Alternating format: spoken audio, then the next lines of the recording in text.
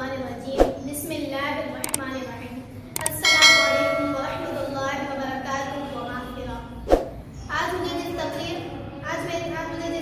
موضوع پر گشائی کرنے کا موقع ملا ہے وہ ہے ملت پاسباں محمد علی جناح، بر صغیر کے پاک و ہند کے نجات دہندہ بان پاکستان قائد اعظم محمد علی جناح ملت پاسباں ہیں۔ قائد اعظم محمد علی جناح نے ہندو تعصب کو نہ صرف بر وقت بھانپ لیا بلکہ مسلمانان ہند کو پاکستان کی صورت میں پہلی ریاست کا تحفہ دیا۔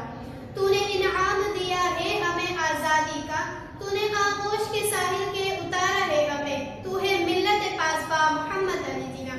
کتنی موجوں اور ہواؤں کے تھپیڑے سہ کر تو نے اس باغ کو سینچا ہے لہو سے اپنے، تیری خوشبو سے تیرا باغ ہمیشہ مہکے، تو ہے ملت پاسباں محمد علی جناح۔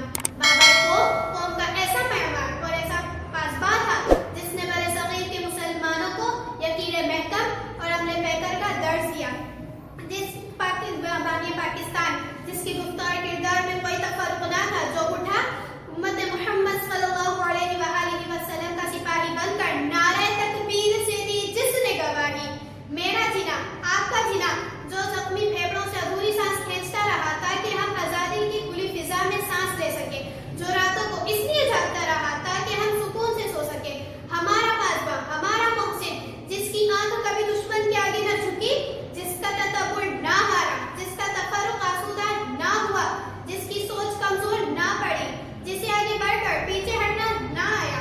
آپ اپنی بات اس قدر ٹھوس دلائل سے پیش کرتے کہ بڑے بڑے اپنے منہ میں انگلیاں دبا لیتے اور آپ کے سامنے لاجواب ہو جاتے۔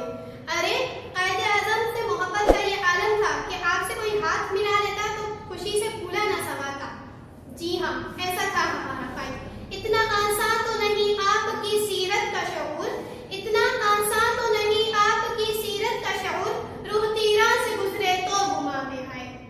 میرے عزیز ساتھیوں، پاکستان ہمارے ملت پاسباں قائد اعظم محمد علی جناح کی امانت ہے۔ آؤ آج ہم بھی قائد اعظم محمد علی جناح کی روح سے عہد کرتے ہیں کہ ہمارا قائد ملت پاسباں ہے۔ آؤ آج ہم بھی ایک عملی ملت بننے کا ثبوت دیں گے۔